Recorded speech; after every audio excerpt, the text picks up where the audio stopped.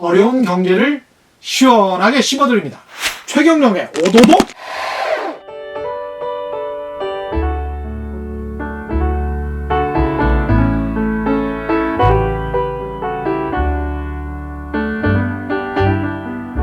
I memorize the note you send. Go all the places that we went. 여러분 들리시나요? I seem to search 최경영 기자 고독 밟는 소리가. 여러분 느껴지시나요? 최경영 기자 가을 타는 감성이. I kept a ribbon from your hair. 커다란 손눈에 가득 고인 쓸쓸함마저 아름다운 남자. 카스테라처럼 포근한 최경영 기자의 매력에 푹 빠져주세요. 주말에도 쉬지 않습니다. 최경영의 경제쇼 플러스. Oh, how it hurts to miss you so. 안녕하십니까? 진실탐사 엔터테이너 그러나 가끔 허당 최경영 인사드립니다.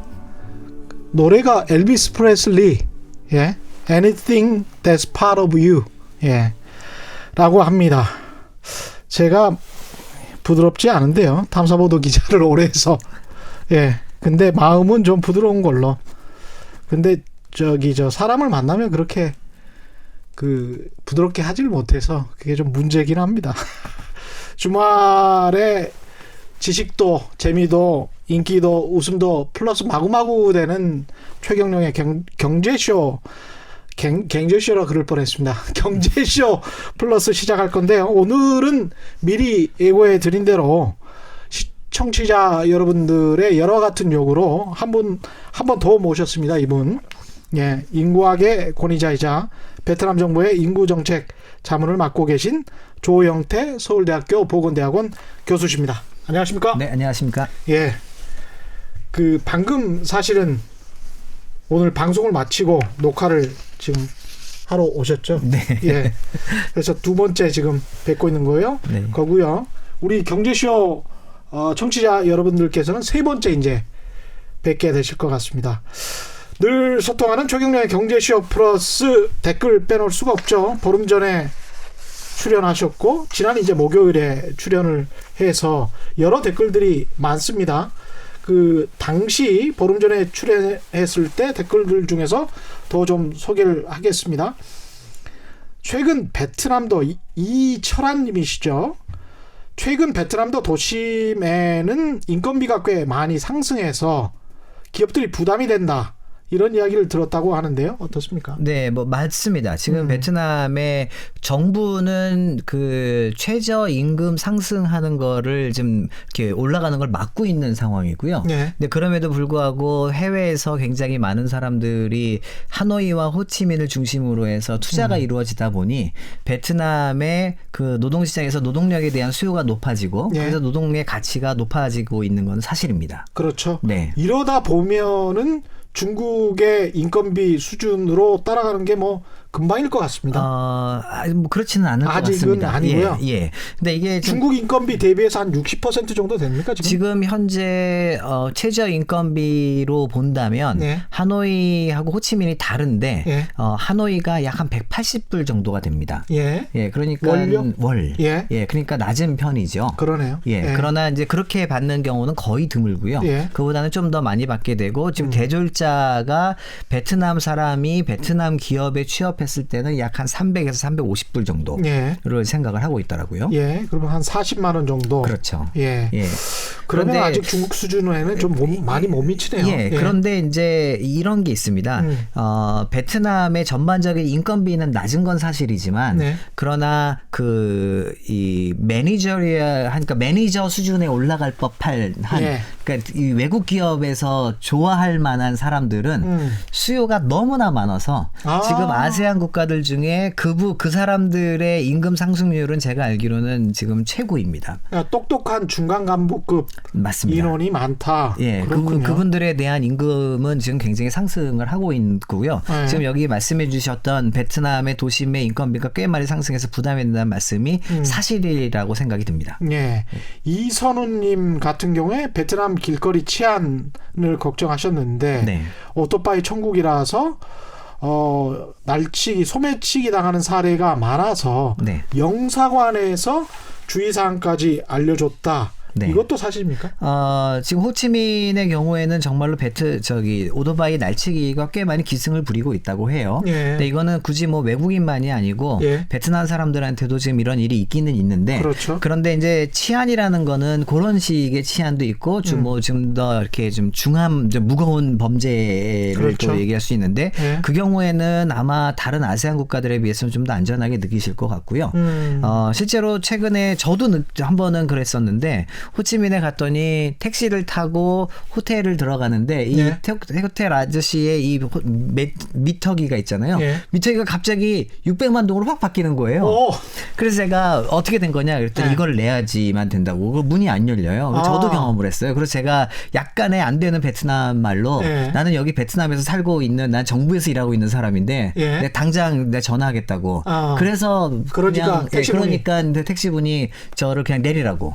네, 그래서 제가 뭐 600분만 아니 60만 동이죠. 60만 예. 동을 원래는 한 20만 동, 30만 동이면 갈 거리를 예. 2배를 불렀는데 그렇죠. 예, 그냥 30만 동 주고 예. 났던 적도 있습니다. 경험은 다양할 것 같습니다. 유럽에서도 특정 도시를 가면 날치기, 예. 뭐 소매치기 주의하라는 이야기 많이 하잖아요. 그럼요. 우리나라도 네. 지금 뭐 사실 그 공항에서 여러 가지 이제 운송 수단들이 있는데 네. 꼭 몇 가지들은 막 서울 시내까지 오는데 막 몇십만 원 요구하는 경우도 있고 그렇잖아요. 맞습니다. 예, 그래서 예. 그거를 치안이 안 좋다라고 볼 수 있느냐 뭐 예. 이렇게 보시면 될 것 같아요. 예. 그러면 오늘 본격적인 주제, 인구학자가 본 베트남 시장 대분석인데요. 베트남 시장 대분석에 앞서서 인구 이야기를 살짝 해보면 네. 지금 현재 우리나라 인구, 그다음에 베트남 인구 이렇게 쭉 다 조사를 해보셨을 테니까 네네. 인구 통계는 일단 정확합니까? 우리나라나 베트남이나? 우리나라 통계는 매우 정확하고요. 베트남의 경우는 10년에 한 번씩 인구 센서스를 합니다. 예. 그거는 가가호호 방문을 해요. 아. 그게 올해 있었어요. 올해 4월 1일자로 베트남의 인구가 가가호호 방문한 결과가 나왔는데 네. 그게 9,600만 명입니다. 9,600만 명. 예. 그러니까 우리 뭐 구글에 들어가서 이렇게 찍어 보시면 베트남의 인구가 어떤 데는 뭐 9,300만, 어떤 데는 막 1억이 넘는다고 나오는데 예. 그거는 유엔은 또 유엔 나름대로 추계를 해요. 그 예. 추계된 결과고 실제로 베트남은 통계국이 있고 통계국에서 생산하는 통계 자료들을 보시는 게 가장 정확하다고 베트남 생각하시면 됩니다. 통계국의 공식 자료. 네. 이거는 뭐 가가호 방문을 했다는 건 베트남이 그래도 생각보다 굉장히 큰 나라 아닙니까? 네네. 이게 굉장히 기간이 오래 걸릴 것 같은데요. 근데 꽤 제가 알기로는 꽤 빨리 했습니다. 그게 시스템이 또 이미 잘 갖추어져 있고요. 예. 인구국만 해도 이거는 이제 통계국에서 한 거지만 인구국도 전국에 그 영어로는 population 카운셀러라는 분들이 있는데 예. 이분들이 뭘 하시냐면은 동네마다 우리 말로 하면 옛날에 이제 반장님들이에요. 그래서 반장님들이 약간의 비용을 좀 받으시고 예. 이 동네 이 집에 애가 태어나면 가서 성별이 어떻게 되는지 엄마는 몇 살인지 이런 걸 다 예. 물어봐요. 그래서 그렇게 물어보는 사람이 전국에 13만 명이 있어요. 인구 통계에 관해서 굉장히 좀 중요시하게 생각하는 거죠. 인구를 국가의 그러니까 발전의 가장 근본으로 생각하고 있는 나라라고 보시면 될 것 같습니다. 이야, 그것을 토대로 이제 경제 계획 같은 거를 또 세우려고 합니다. 이제부터. 네. 그럼 베트남 시장은 이제 시작이다라고 보십니까? 인구학에서는요 이런 학문 분야가 있는데 네. 그 어떤 인구 조건들이 성장의 발전에 도움이 되는가예요. 예. 그래서 거기에서 나오는 이론 하나가 population dividend theory라고 있습니다. 예. 그러니까 그게 population dividend라는 건 말 그대로 배당금이에요. 예. 인구 배당 효과인데 예. 그 우리가 인구가 많다고 좋은 게 아니라는 건 지난번에도 예. 한번 말씀드렸잖아요. 그렇죠. 예, 인구가 젊은 인구가 좀 더 많으면 더 좋고 예. 그들의 한테 우리가 투자를 해야만 교육 수준이 높아지고 그들의 생산성이 높아질 거 예. 아닙니까? 우리나라를 가만 생각해 보시면요. 우리나라가 1980년대부터 IMF 직전까지가 예. 첫 번째 배당금을 받았어요. 그러니까 인구가 청년 인구가 아주 어린 애들은 우리가 이제 국가에서 얘네들 교육시켜야 되니까 돈이 들어가지만 예. 그 친구들이 올라오면서 그러니까 58년 개띠라고 봐야죠. 예. 58년 개띠가 쭉 올라오면서 노동시장에 들어오면서 굉장히 많은 사람들이 노동을 해주잖아요. 그렇죠. 값싼 노동력을 제공을 예. 해주고 그러니까 그 사람들을 통해서 경제가 성장을 합니다. 그게 첫 번째 디비던드 배당금을 받은 거예요. 그때 당시에는 그리고 한 고졸 정도의 학력으로 기업에 들어가서 일을 하고 그 다음에 이제 정년퇴직을 할 수 있었던 그렇죠. 그런 시절이죠. 그렇죠. 예. 그랬는데 IMF 이후에 우리나라의 교육 수준이 갑자기 급증을 합니다. 예. 예, 그래서 급증을 한 친구들이 그 IMF 이후에 노동시장에 들어오게 되는데 예. 그 들어온 사람들이 지금의 30대와 40대예요. 아. 그래서 그 사람들이 인구의 크기로 보면은 위전보다는 적지만 예. 교육 수준이 높기 때문에 생산성이 높아서 두 번째 배당금을 받습니다. 아. 예, 근데 예. 이 두 번째 배당금이 교육 수준에서 오는 거기 때문에 가치가 더 높아요. 그래서 실제로 두 번째 배당금이 일반적으로 더 높은 가치로 오게 됩니다. 그럼 노동 생산성이 훨씬 더 상승이 된다. 그렇죠. 아. 그래서 그게 인구 배당 효과라는 건데 예. 그 효과의 이론에 따르면 베트남은 아직도 첫 번째 배당금을 제대로 받지도 않았습니다. 그렇군요. 예. 그냥 교육 어떻게 됩니까? 대졸자의 비율이랄지 고졸자의 비율이 어떻게 됩니까? 고졸은 지금 요즘에 중학교에서 고등학교 올라가는 걸로만 보면요. 예. 고등학생 이제 중학교 마치면서 고등학교 바로 올라가잖아요. 예. 제가 정확한 통계는 지금 기억이 안 나는데 예. 이건 거의 95%를 넘어섰습니다. 오. 그러니까 고등학교 다 가요 지금. 아. 예. 그 다음에 고등학교 졸업하고 바로 대학 가는 건데 이거는 전국적으로 보면은 30% 미칠 거예요. 지금 현재는. 아. 그러나 예. 하노이하고 호치민의 대도시만 보면은 이들이 50% 정도 왔습니다. 아, 우리 80년대 정도인데요. 네, 그러니까 그러면 굉장히 높은 거죠. 예. 예, 근데 거기까지는 왔고 그렇기 때문에 제가 말씀드린 것처럼 이제 이 친구들이 25살이에요. 예. 그러니까 첫 번째 디비던드가 이제 아직 시작할까나 말까나고 그러네요. 예, 이 밑으로 쫓아오는 인구들이 지금 교육 수준이 점점점 높아지기 때문에 이들이 노동시장에 들어와서 30살, 40살이 되는 시점이면 앞으로 한 20년 남았거든요. 예. 그러면 그때부터는 베트남도 두 번째 디비던드를 받게 될 거예요. 그러니까 중간 매니저급들이 아까 굉장히 우수한 인력들이 많다. 그렇죠. 그 인력들이 임금을 많이 받아가고 있다. 그런 그럼요. 것도 이제 같은 맥락으로 볼 수 있겠습니다. 그럼요. 그 또 한 가지가 예. 우리나라랑 굉장히 다른 게요. 우리나라는 여성의 경우에 노동시장에 참여를 했다가 M커브를 그리게 됩니다. 노동 참여율이. 예. 그래서 20대 말에 굉장히 높은 참여를 했다가 30대 중반에 뚝 떨어졌다가 40대에 다시 조금 올라갔다가 이제 떨어지게 돼요. 아이들 키워놓고. 그렇죠. 예. 아이들 때문에 결혼하고 애 때문에 노동시장에서 빠졌다가 예. 애들 교육비를 내기 위해서 노동시장에 다시 들어오게 되죠. 맞습니다. 근데 이 예. 노동시장은 비정규직 노동시장을 많이 들어오게 돼요. 거기 맞습니다. 현재 한국 여성들의 삶인데 예. 베트남의 경우는 남성과 여성의 노동시장에 들어와서 노동 참여율이 20대부터 55세까지 똑같습니다. 이렇게 우산형으로 돼 있어요. 야, 이게 거의 다른 나라도 이런 경우는 없지 않습니까? 중국이 그렇습니다. 이게 공산국가이기 때문에. 아. 그래서 우리가 중국을 생각을 해보면 한 집에 우리나라는 한 집에서 임금을 만들어내는 사람이 뭐 그동안 한 명이었고 그렇죠. 최근에야 이제 두 명이 됐는데 그것도 뭐 한 사람은 애들 때문에 이제 희생을 해야 되는 그런 조직으로 간다면 베트남의 경우는 둘 다 노동시장에서 끝까지 그냥 남아 있어요. 그렇군요. 예, 그래서 지금 베트남의 이 교육 수준이 높은 친구들이 고 결혼도 하면서 애를 둘을 키우지만 여전히 노동시장에 남아 있게 되면 그런 문화를 가지고 있고 그렇게 되면은 사실 우리가 생각하는 것보다 더 높은 소득 상승을 기대할 수도 있습니다. 우리 기업들이 이미 많이 진출해 있나요? 어떻습니까?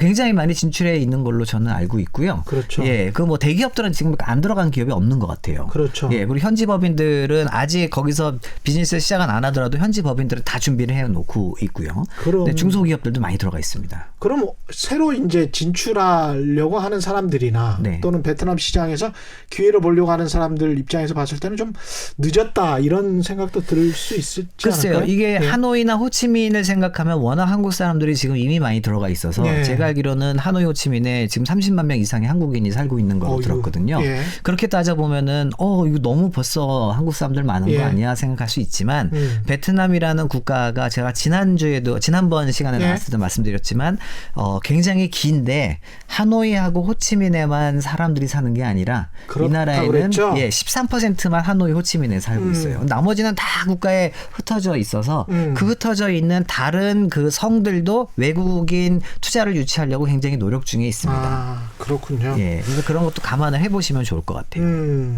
이 나라도 뭐 중국은 관시라고 하지 않습니까? 관시, 관계. 네. 이 나라도 인맥 같은 게 중요한가요? 그럼요. 이 나라에는 관시가 우리나라 말로는 관계고 예. 이 나라 말로는 관회예요. 아, 그렇군요. 비슷하네요, 다. 근데 관회가 너무너무 중요합니다. 예. 근데 이 관회라는 거는 예. 절대로 그냥 생기지가 않습니다. 아, 그러니까 그래요? 우리 한국 사람들이 가서 약간 착각하는 것 중에 하나가 저도 착각을 처음에는 했는데 처음에 술 먹고 친해지고 막 하면은 우리도 이제 형 동생 하듯이 예. 이 베트남 말에도 남자들 그러니까 이 나이가 나보다 많은 사람한테는 아잉이라고 불러요. ANH인데 아잉하고 부르고 예. 그다음에 저 따라하기 힘드네요. 어린 예. 사람은 이제 M이라고 불러요. M, 예. 그게 이제 예. 저는 뭐 이런 뜻이 예. 될 거예요. 예.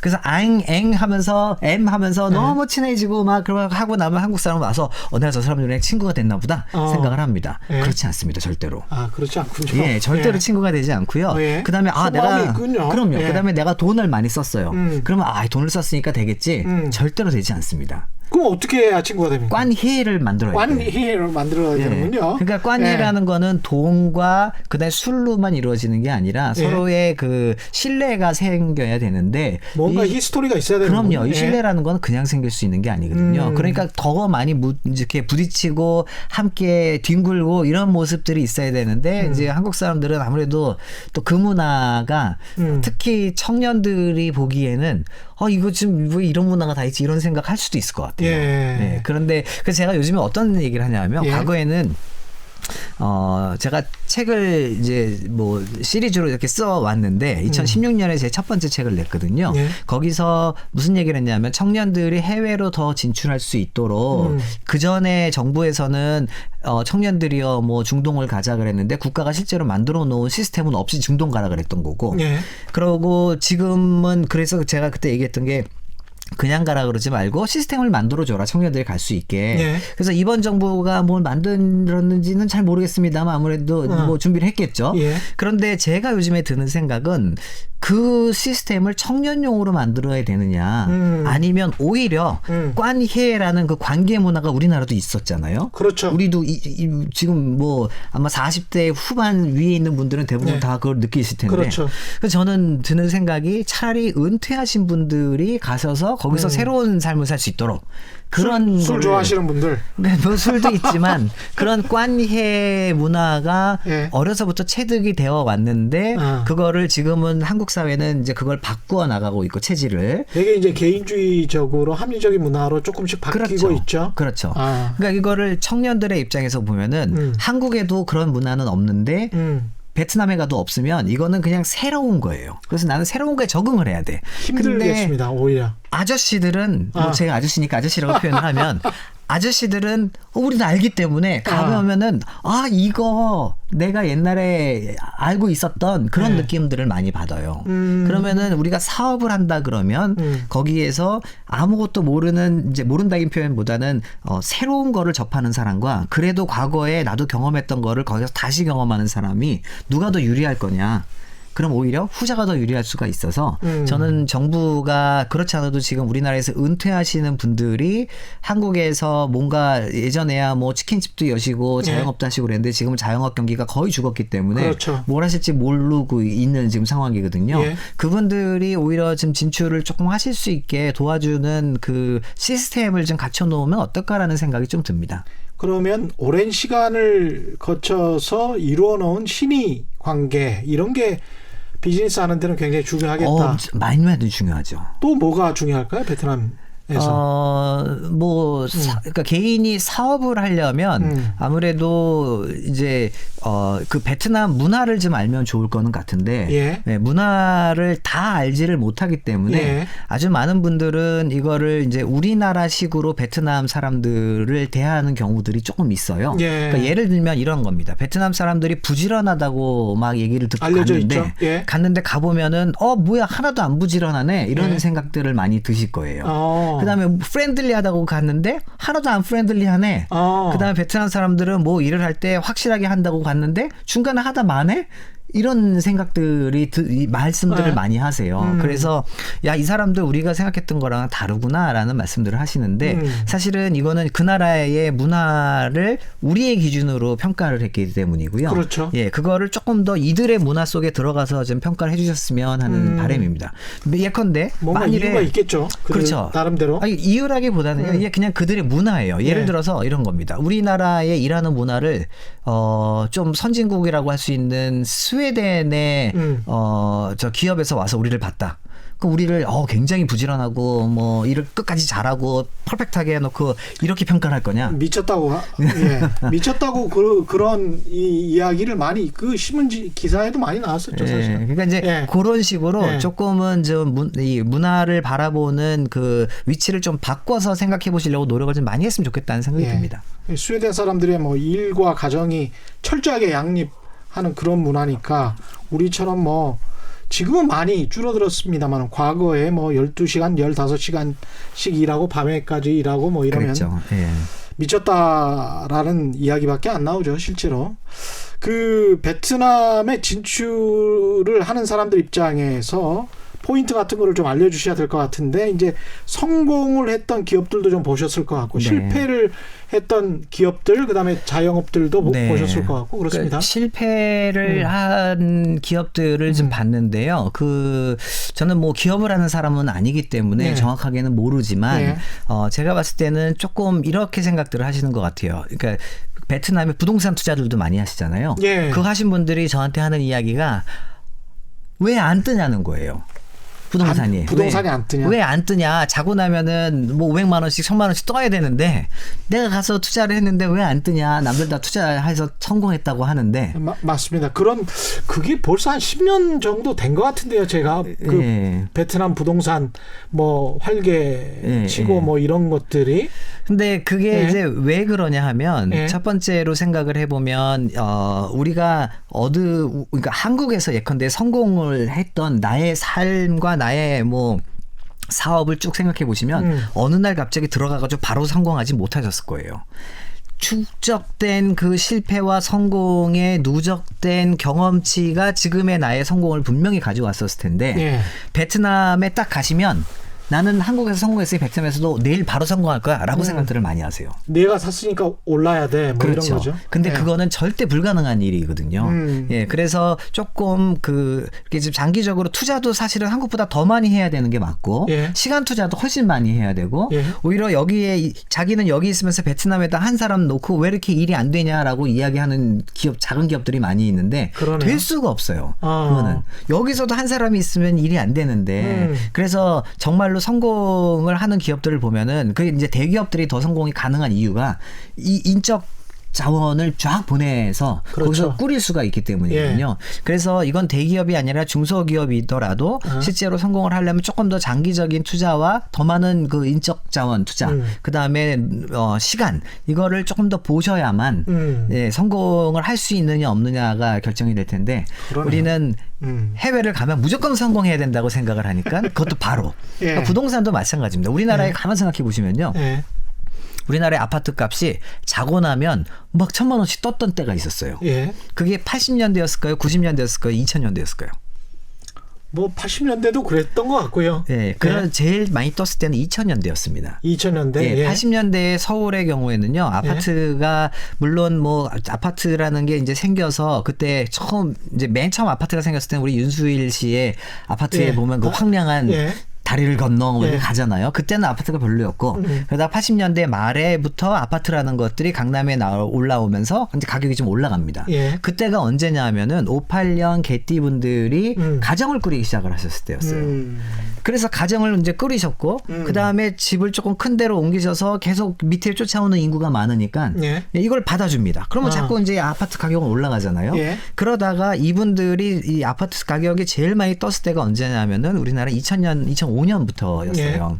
그때가 왜 그랬냐 하면 그 일을 하고 소비도 제일 많이 하는 약 한 45세에서 57세까지의 인구 예. 이때가 쫙 성장을 할 때였습니다. 그러니까 그들은 애가 둘이 있어요. 결혼도 비슷한 시기에 했어요. 다 예. 비슷한 차를 가져야 돼요. 예. 그럼 비슷한 또 소득이에요. 그럼 비슷한 나의 집을 원할 수밖에 없고 그 집은 서울에 한정적이니 있던 집을 부시고 그 위에다가 이제 재건축을 하게 됩니다. 그럼 예. 당연히 집값이 올라갈 수밖에 예. 없죠. 예. 기대 수요는 더 있고. 그래서 그때가 아파트값이 제일 떴던 거였고 오히려 80년대 초반에는 아파트가 지어지면 그 옆에 새 아파트가 있으면 우리 아파트보다는 새 아파트가 더 좋을 거 아니에요? 그렇죠. 그럼 이 아파트 가격이 오를 수가 없습니다. 그렇죠?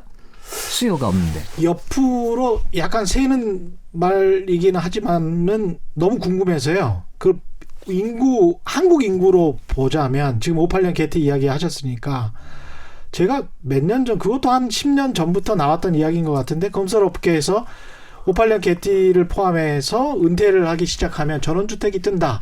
그런 이야기를 한 10년 전부터 그런 이야기 많이 했었습니다. 근데 전원주택은 영원히 뜨지 않았고요. 예, 전원주택으로 가신 분들은 굉장히 외로워하시다가 다시 도심으로 돌아오셨거든요. 네.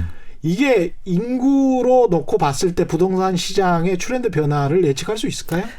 예측이 뭐 정확하진 않지만 흐름은 예측이 가능합니다. 어떻게 예측하십니까? 지금 제가 예측하는 건 네. 이렇습니다. 전국에서 그 여태까지 우리나라의 부동산을 띄웠던 분들이 이제 58년 개띠부터 쫓아오는 뭐 지금 세대로는 386 세대고 그렇죠. 베이비 부머들이잖아요. 예. 이 사람들이 아까 말씀드린 것처럼 비슷한 삶을 살아준 사람들이 너무나 많았던 거예요. 맞습니다. 예, 그러니까 수요가 많으니까 당연히 이제 올라갑니다. 1년에 100만 명씩 낳는 세대니까요. 예. 그럼요. 예. 그랬는데 이분들이 서울에만 있었던 것도 아니고 지방에도 많았기 때문에 지방의 아파트 값도 값이 떴어요. 예. 그런데 지금 이제 지방에 이분들이 은퇴할 연령이 들어갔잖아요.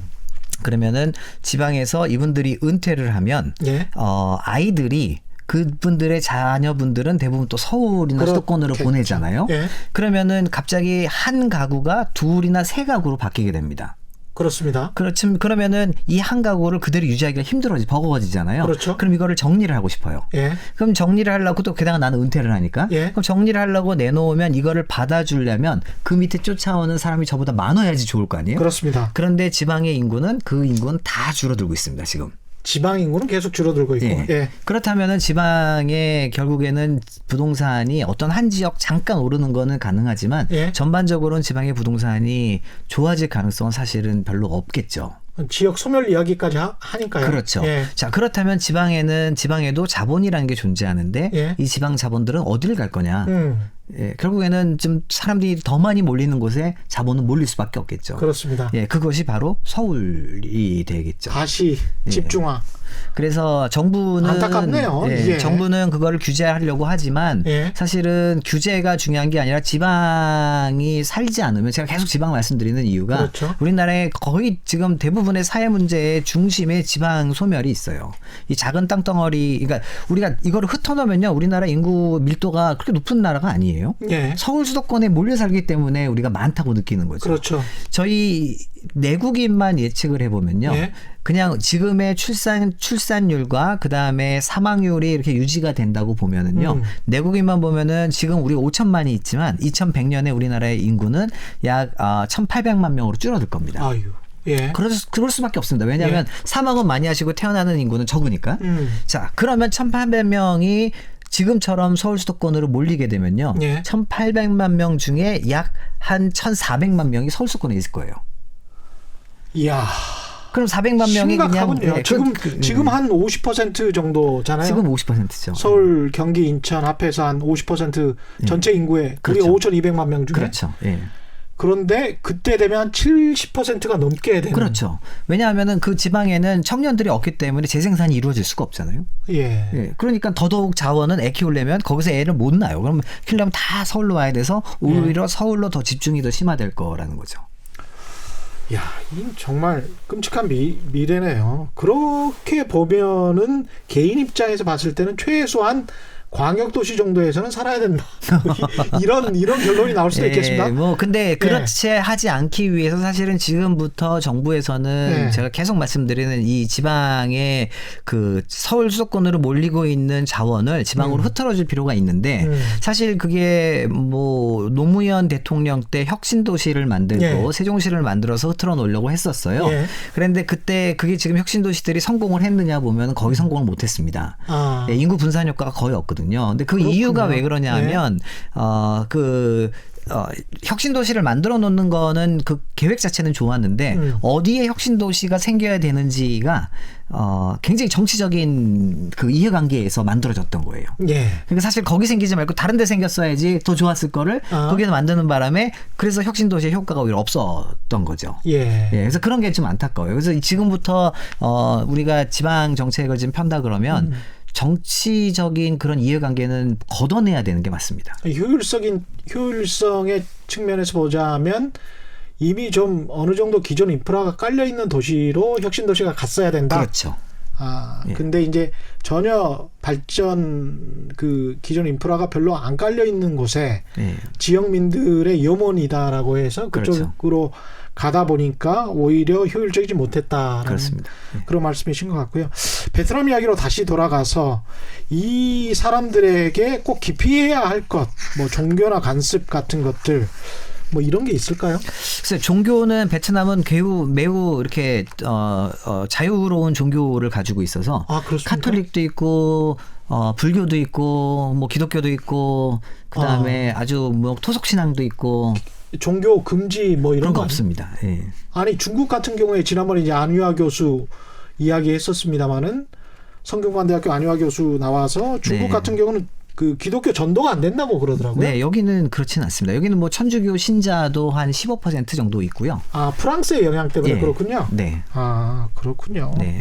그래서 종교에 관해서는 그러면은 어떻게 보면 중국보다는 조금 더 자유롭다라고 자유로워요. 왜냐하면 제가 지난번에도 말씀드렸던 것 같은데 그 중국의 경우에 우리나라에서 방판을 많이 하는 뭐 이렇게 큰 화장품 회사가 중국에 들어가서 방판 조직을 한번 만들어 보려고 그러다가 실패를 했는데 그 이유가 뭐였냐면 중국 공안들이 사람들이 뭐 몇 명 이상 모이는 거 자체를 싫어하기 때문에 그걸 뭐 신고를 하든지 뭐 이래야 된다 그랬더라고요. 근데 베트남의 경우는 전혀 그런 게 없습니다. 그렇군요. 그래서 오히려 방판 뭐 사람들 모아놓고 뭐 하고 하는 거는 전혀 그에 대해서 근데 대신에 이런 건 있습니다. 아직은 공산국가라서 예컨대 우리가 방송을 찍으러 가면 카메라가 어디 중국도 반드시 신고가 이루어져야 되고요. 그런 것들은 당연히 있습니다. 중국도 마찬가지고 당연히 그렇겠죠. 그건. 그래서 공안에다가 신고를 해야 되는 과정은 있는데 그게 특히 이제 우리가 그 공공기관을 찍는다 그러면 그건 굉장히 엄격하고요. 근데 민간 그냥 사람들을 인터뷰하고 하는 거에서는 제가 알기로는 큰 규제는 없습니다. 베트남 하면 우리 박항서 감독 빼놓을 수 없는데 박항서 감독이 우리 기업들한테 뭐랄까요? 굉장히 그 좋은 효과를 많이 줬습니까? 실제로? 실제로 줬죠. 한국 사람들의 그러니까 한국에 대한 이미지가 그전에도 나쁘진 않았습니다만 그전에는 주로 뭐 기업들 삼성이나 그런 대기업들 LG, 현대 뭐 이렇게 통해서 받았던 그런 기업의 이미지였다가 박항서 감독님이 보여주셨던 지도자, 굉장히 덕이 있는 덕장으로서의 그 지도자의 모습을 보여주신 게 한국을 굉장히 아름다운 나라로 생각하게 만드는데 굉장히 기여를 많이 했다고 생각을 합니다. 그 베트남 시장 같은 경우에 또 이제 공산주의니까 걱정되는 게 이제 관료주의, 그다음에 공산당 관료, 그다음에 이제 그 절대 권력이 있으면 당연히 이제 뇌물. 우리도 뭐 70년대 이게 부정부패 지수라는 게 어떻습니까? 그 개발도상국에서는 일반적인 경우인가요? 글쎄요. 그거는 네. 정확하게 저는 잘 모르겠는데 네. 최소한 제가 경험해본 개발도상 국가나 혹은 약간 좀 아직은 개발이 잘 안 된 나라들에서 네. 부패가 없는 나라를 찾기는 쉽지가 않은 것 같아요. 그렇죠. 부패가 없으면은 발전을 더 많이 했겠죠? 그렇죠. 예. 예. 그러니까 그 부패와 사실 경제 발전과의 상관관계 같은 경우도 그렇죠. 예. 많은 이야기가 나온 것 같고 네. 뭐가 이제 닭이고 뭐가 계란인지는 모르겠습니다만 네, 네. 예. 대부분의 선진국은 깨끗하잖아요. 뭐 그렇죠. 예. 예. 그리고 부패가 깨끗하다기보다는 예. 굉장히 큰 아주 엄청난 부패 같은 거 있죠. 그러니까 예. 모든 사람이 하는 부패가 아니라 예. 예. 하기사 경제 관료들이 하나 크게 예. 터뜨려주는. 하기야 뭐 미국도 뭐 앨런 사태 같은 경우는 그럼요. 예. 예. 그냥 해먹으려면 크게 해먹고 예. 징역 한 20년 살고 뭐 우리는 이제 크게 해먹어도 징역을 별로 안 사는 게 이제 단점이고요. 예. 그래서 어떻습니까? 거기는 베트남은 베트남의 경우에 예. 이제 리스크라고 본다면 예. 몇 가지 리스크들이 있겠는데 그 중에 하나가 부패는 확실합니다. 특히 그 관료들의 부패가 뭐 꽤 만연되어 있어서 부패가 리스크다. 예, 그걸 이제 리스크로 볼 거냐, 예. 아니면은 그거는 이 나라의 문화이기 때문에 예. 그거를 안고 갈 거냐, 그냥 그거는 비용으로 볼 거냐. 그렇죠. 그건 관점의 차이일 것 같아요. 예. 그런데 이제 우리나라 기업이 특히 좀 우리나라 기업들도 대기업, 뭐 중소기업 대부분 다 이제 깨끗해졌기 때문에 그렇죠. 이 깨끗한 입장에서는 갑자기 이렇게 뭐 뇌물 같은 돈을 예. 언더 테이블 머니라고 보통 얘기를 그렇죠. 하는 예. 그거를 좀 줘야 되는데 그거를 만들어낼 수 있는 회계상의 항목은 없을 겁니다. 없죠. 예. 예. 그럼 그걸 어떻게 만들 거냐? 아까 굉장히 어려울 거예요. 예. 근데 제가 이제 드는 생각이 이 나라가 자기네들도 이제 농담처럼 그런 얘기를 하는데 우리나라의 부패는 그래도 시스테매틱하다라고 얘기를 해요. 그러니까 시스테매틱 부패라는 거는 예. 부패가 있는 거 누구나 다 한다. 예. 그런데 맨 위에서부터 아래까지 다 시스테매틱하게 전부 다 들어가야 되고 예. 그거의 가격도 거의 정해져 있다. 그러니까 뭐 건축물 인허가는 얼마? 뭐 근데 누구한테 얼마 이런 예. 것들이 있다는 거예요. 예. 근데 실제로 있고요. 예. 예. 그런데 그거를 지금 정부가 이제 부패를 이렇게 척결하려고 노력은 하고는 있는데 사실 베트남이 세금을 많이 안 걷습니다. 예. 그러다 보니까 공무원들한테 월급을 많이 안 줘요. 예. 그러니까 베트남 공무원 월급이 지금 한 달에 그 급여에 따라 다르지만 국장급이 되어도 한 650불 정도밖에 안 됩니다. 그렇군요. 예, 그러면 예. 650불로 살 수가 없잖아요. 예. 예, 그렇기 때문에 이제 이 다른 것들이 이게 계속 이게 생기게 되는 거죠. 그렇죠. 예, 우리나라도 옛날에 예. 공무원 부패가 꽤 많이 만연되어 있었는데 예. 공무원들의 임금을 올리면서 부패 지수가 많이 이제 개선이 됐잖아요. 예. 예, 그런 것처럼 베트남도 공무원들의 월급이 올라가면서 아마 좀 변화될 것 같은데 지금 당장 공무원들이 월급이 올라가려면 세금을 더 걷어야 되는데 지금으로서는 세금을 더 거들려고 노력하기보다는 일단 세금보다는 발전이 더 중요하다고 생각하고 있는 상황인 것 같습니다. 그렇죠. 시스템이 있다. 이게 어떤 의미일지 모르겠습니다만 제가 사실은 한 7, 8년 전에 이것도 취재를 한 게 있는데요. 베트남에 건설을 하러 갔던 시행사가 있었는데 한 2, 3천억 정도의 꽤 큰 한국 돈으로. 그런데 이 사람이 그 끈을 가지고 있던 공산당의 당 관료는 다른 쪽이었고 이 당 관료를 제치고 또 다른 그 당 관료보다 좀 높은 사람을 잡은 어떤 대기업이 이 사람이 가지고 있었던 인허가권을 네. 그냥 송두리째 가져가서 한국 법원으로까지 와서 이제 소송을 했던 그런 기억이 있는데 네.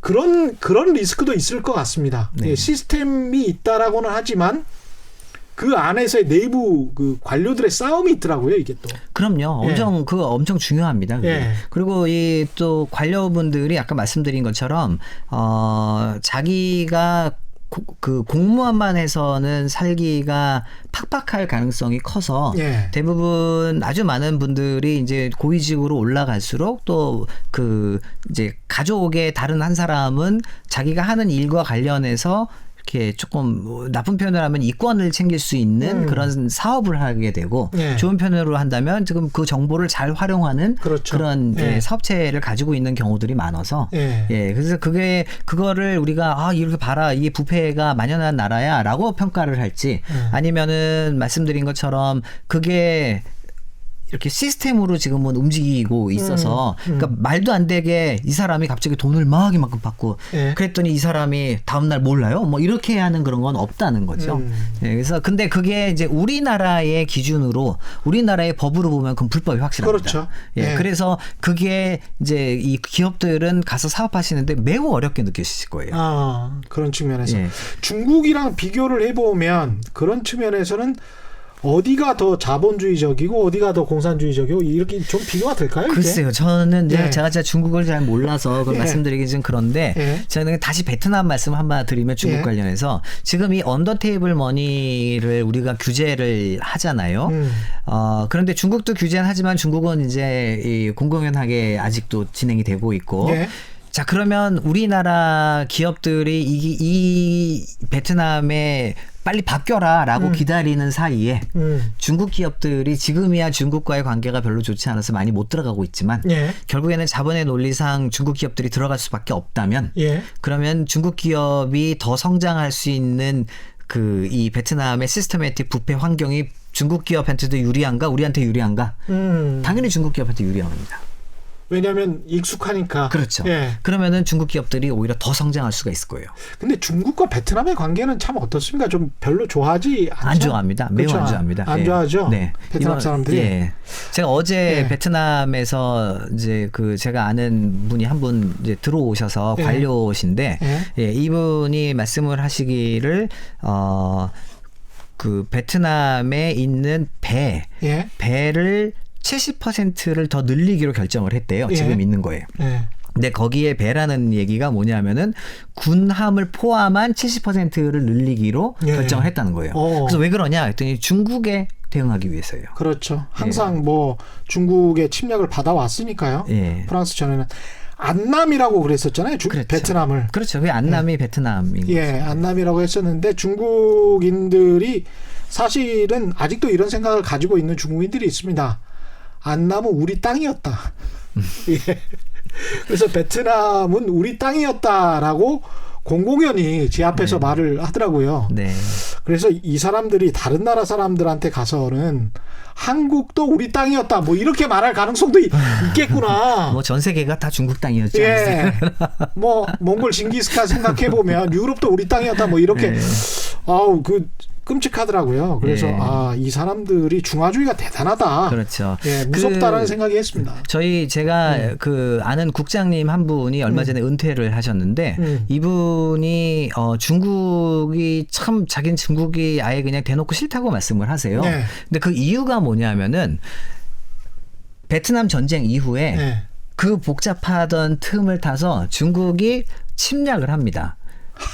그래서 그거를 막아내기 위해서 자기는 자기 친구들이랑은 베트남 전쟁에서는 이제 끝날 무렵에서 그때는 희생자가 없었는데 오히려 중국 국경에 가가지고 거기서 이 중국 전쟁 속에서 사망한 자기 친구들이 있다는 거예요. 자기도 옆에서 그걸 자기가 목격을 해서 자기가 중국에도 가지만 관료이기 때문에 자기는 너무 중국이 싫다고 얘기를 해요. 그러니까 그런 경험들을 가지신 분들이 아직 많으신 거죠. 베트남 정부의 그 외자 유치 정책 아까 잠깐 언급하셨습니다만은 네. 구체적으로 좀 말씀을 해주시면 아마 이거는 저는 그 정보는 정확하게는 모르는데 이거는 지금 제가 알기로는 우리나라의 코트라에서 얼마 전에 베트남의 그 투자 정책에 관련해서 이렇게 두꺼운 책을 하나 낸 게 있어요. 그거를 보시면 거기에 법규하고 베트남 정부가 어디에 지금 이 투자를 더 유치를 받고 싶어 하나 이런 얘기가 나오고 있는데요.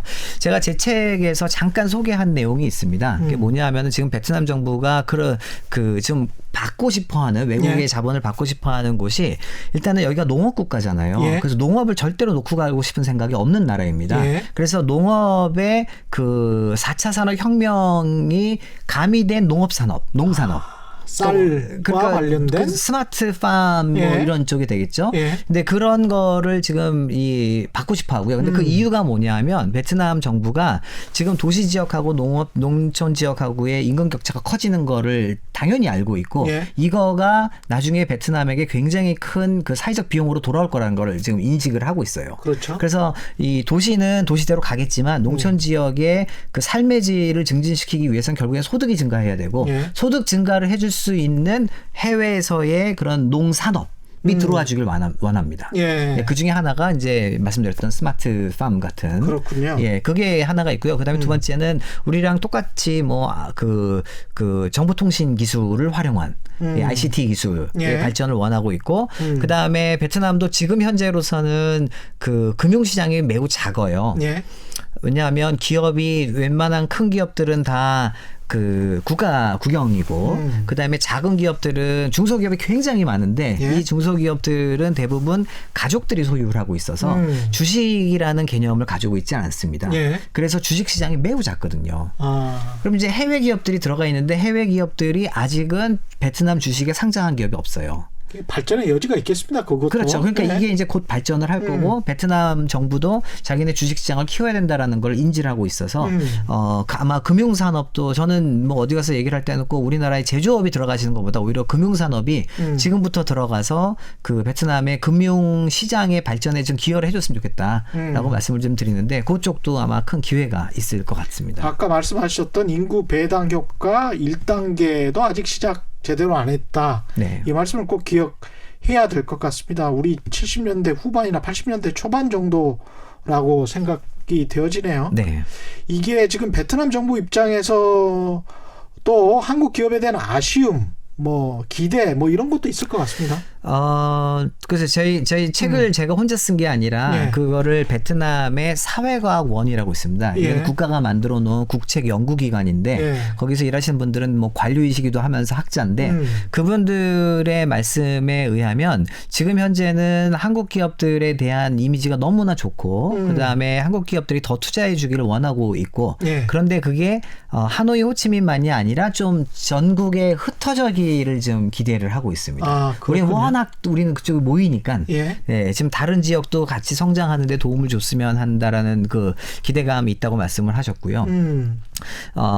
그다음에 그러니까 말씀드린 것처럼 우리는 이제 이 나라는 농업을 발전을 시켜야 되는데 예. 지금 한국에서 들어오는 것들은 대부분 이제 제조업기 중심으로 들어오고 있어서 자기네들이 원하는 농업 기반의 그런 그 상품성을 높일 수 있는 그쪽에도 좀 산업들이 들어와 주기를 기대하고 있다고 그렇죠. 합니다. 1인 개인이 진출할 수 있는 업종 같은 것도 있나요?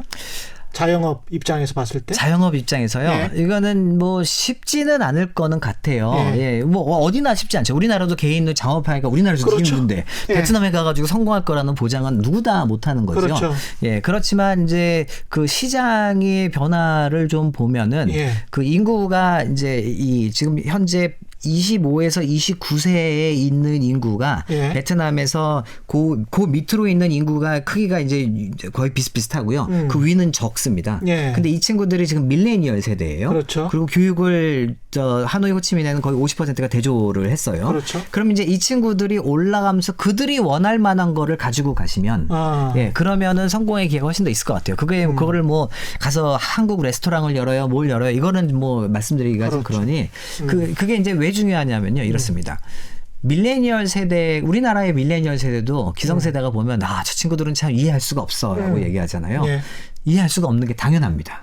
왜냐하면 이게 이제 예컨대 이런 겁니다. 제가 베트남에 제 친구가 있는데 나이가 저랑 1살 차이가 나요. 예. 베트남 사람입니다. 예. 그 사람이랑 저랑 우리는 동년배다. 그런데 우리 둘이 공유하고 있었던 과거의 경험은 요즘 말로 1도 없습니다. 그렇죠. 예, 여기는 어렸을 때 미국 사람들은 뿔 달린 걸로 배웠고 예. 저는 공산당이 뿔 달린 걸로 배웠고 그렇죠. 여기는 러시아 말을 배웠고 저는 영어를 배웠고 예. 여기가 봤던 영화들은 다 러시아 영화와 뭐 이 동유럽 영화였고 저희는 다 미국 영화를 봤고 맞습니다. 그다음에 여기가 유럽 여행 간다 그러면 폴란드하고 헝가리를 가고 우리는 파리와 예. 런던을 가야 되는 예. 거고 그래서 우리는 공통되는 게 없어요. 그리고 여긴 결혼도 20대 초반에 했기 때문에 이미 애가 곧 돼야 대학교 졸업해서 지금 결혼하기 직전에 있고요. 예. 저는 이제 애가 뭐 고등학교 2학년이고 예. 그러니까 우리 둘이 서로 보면서 야 우리는 공통적인 거는 같이 테니스 좋아하는 거밖에 없다. 술 좋아하는 거하고 뭐 이런 예. 얘기하면서 저희는 막 그랬는데 지금 저희 학생들이 베트남에 가서 베트남 공무원들이나 혹은 길거리에서 비슷한 연배들을 만나잖아요. 다 소통합니다. 그렇군요. 예, 이거는 밀레니얼 세대가 갖고 있는 너무나 엄청난 이 특징이고 장점이에요. 장점이네. 예. 예. 우리는 그게 없기 때문에 내수 시장을 했다면 예. 이 청년들의 경우는 우리나라의 청년이 베트남의 청년들과 이렇게 엮이거든요. 예. 예. 그 왜냐하면 네트워크로 다 연결이 되니까. 그렇죠. 그래서 우리나라 청년들한테 먹힐 수 있는 뭔가의 아이템이 있다고 한다면 베트남에 가서도 충분히 가능할 가능성이 큽니다. 그러니까 생산 기지뿐만이 아니고 시장으로 볼 가능성도 충분히 있죠. 예, 충분히 있다라고 볼 수 있겠네요. 네. 근데 이제 최악의 경우에 또는 뭐 돈을 많이 벌어서 철수를 할 때 네. 이제 철수를 할 때가 문제인데 철수할 때 정리할 때 돈을 빼올 수 있을까? 뭐 이런 걱정도 들지 않습니까? 중국이나 예, 베트남 그렇죠. 같은 경우는 예, 예. 어떻습니까? 지금 제가 알기로는 베트남이 최근에 아주 최근에 2016년인가에 정확하지 않을 수도 있습니다. 16년인가 15년인가 그럴 텐데 이 해외 자본을 유치하는 거를 더 권장을 하면서 해외 자본이 베트남에서 철수를 할 때 그 내야 하는 세금과 이런 거를 합법적인 절차를 다 통하면 네. 당연히 들고 나갈 수 있는 거를 보장하는 걸로 되어 있거든요. 그렇죠. 예, 그러니까 네. 법적으로는 보장이 되어 있어요. 근데 많은 분들이 그게 안 된다고 말씀을 하시더라고요. 그래서 저 개인적으로는 뭐 경험을 안 해봐서 모르겠는데 그러나 베트남의 뭐 관료, 그다음에 저도 책을 같이 쓰신 그 분들의 말씀에 따르면 법적으로 이거는 다 보장이 된다입니다. 그래서 저는 가능하다. 그러니까 엑싯 전략이라고 우리가 보통 얘기를 하는데 예. 그 엑싯 전략은 반드시 이게 가능하다라는 거고요. 그런데 이제 또 한편으로 또 드는 생각은 이렇습니다. 사람마다 다르고 기업마다 다르긴 하겠지만 예. 저는 거기서 만약 수익이 생긴다면 예. 굳이 뭐 우리나라에 가져와 봐야 뭐 재투자. 예, 차라리 예. 대투자를 하셔가지고 예. 거기서 하시는 게 더 낫지 않을까. 그리고 왜냐하면 성장률이 훨씬 높으니까. 그럼요. 예. 예. 그리고 그런 거기에 측면에서. 기업이 이제 법인이 되면은 예. 제가 알기로는 우리의 이제 기업들이 성장을 하고 그럴 때는 가서 제조업을 하더라도 그다음에 제조업을 하더라도 자기의 이게 이제 CFO라고 대부분 예. 기업들이 있잖아요. 예. 자기네 있는 자본을 굴려야만 예. 하는 건데 예. 뭐 굴린다는 측면에서도 베트남의 이자율이 여기보다는 훨씬 높으니까 그렇습니다. 예, 그런 것도 뭐 잘 활용하고 베트남의 이자율이 지금 10%가 넘. 아니 10%까지는 안 가고 안 길거리에 보면은 뭐 한 8.5% 이렇게 적혀 8.5%. 있는데 예, 예. 그거보다는 좀 낮다고는 뭐 하니까요. 근데 예. 외국인은 그거를 받을 수는 없어요. 아, 외국인은 받을 수 없고요. 외국인은 못 받는데 이제 예. 법인이 돼서 아. 예, 합작 회사가 이루어지고 법인이 되면 받을 수가 있는 걸로 알고 있습니다. 그렇군요. 네. 그 우리 기업들도 대부분 그 진출한 기업들이 글로벌 기업들도 꽤 많지 않습니까? 네. 근데 그쪽에서 이제 한국에서 했던 노동 탄압 사례 같은 것들도 좀 있었던 것 같은데 네. 거기에서는 어떻게 생각하십니까? 그거를 그 베트남 그게 현지에서는? 현지에서 일단은 기본적으로 노동 제가 그 사례를 저도 한번 들었었거든요. 예, 예. 근데 제가 알기로는 베트남은 현재 노조가 합법적으로 노조가 그거를 노조는 아니고 쟁의를 인정하지 않는다고 제가 들었었거든요. 중국이랑 비슷하네요. 예, 쟁의를 예. 인정하지 않습니다. 근데 그거를 네. 이제 인정해야 된다라는 뭐 이야기들이 쭉 나오고는 있는데 그걸 인정하지 않기 때문에 베트남 근로자들이 한국 기업가하고 네. 이제 갈등이 생겼던 그 사례들이 있었었거든요. 맞습니다. 예. 공산주의 국가가 사실은 노동 탄압이 더 심하고요. 네. 노동 3법이 제대로 지켜지지가 않죠. 그리고 이제 중국 같은 경우도 대부분이 어용 노조거든요. 그렇죠. 그게. 예. 예. 그러니까 이제 사장의 뭐 처남이 노조위원장을 한다거나 뭐 그러면서 사실은 뭐 부사장이에요. 네. 노조위원장이. 네. 뭐 그런 식의 그냥 미묘한 아까 그 관료 부패 이야기했던 거하고 비슷한 식으로 이루어져 있습니다. 이게 사실은 1970년대 한국의 모습이랑 또 비슷해요. 그렇죠. 예. 예. 그래서 저는 예. 요즘에 드는 생각이 우리나라 기업들이 더 많이 진출을 하고 있는데요. 베트남에서는 아직은 그 우리는 한국사에서는 기업들한테 CSR이라는 이야기를 많이 하잖아요. 그렇죠. 사회적 책임 기업. 예, 기업의 예. 사회적 책임을 강조를 하는데 아직 베트남에서는 한국 기업들이 기업의 사회적 책무를 다 하는가를 따져보면 별로 하는 게 별로 없습니다. 그 베트남 정부도 그렇게 뭐 요구를 안 했고. 그렇죠. 그런데 저는 일단 발전이 중요하니까. 그렇죠. 근데 예. 저는 오히려 지금부터 베트남이 발전을 해야만 나중에 그 베트남이 받을 배당 효과를 우리나라가 받아야 하잖아요. 그렇죠. 예, 그러려면 우리가 지금부터 투자를 해놔야 되고 예. 그 투자에는 반드시 CSR이 매우 중요하게 들어가야만 한다. 그래서 우리나라 기업들도 베트남을 가서 생산과 그냥 소비 시장으로만 생각해서 뭐 이렇게 자본을 긁어서 나오겠다는 생각보다는 예. 거기에다 재투자를 하고 특히 CSR에서 기업의 사회적 책무를 더 강화하는 게 예. 그게 장기적인 측면에서의 예. 대한민국 경제에도 훨씬 도움이 될 거라고 생각이 예. 들어요. 마지막으로요. 네.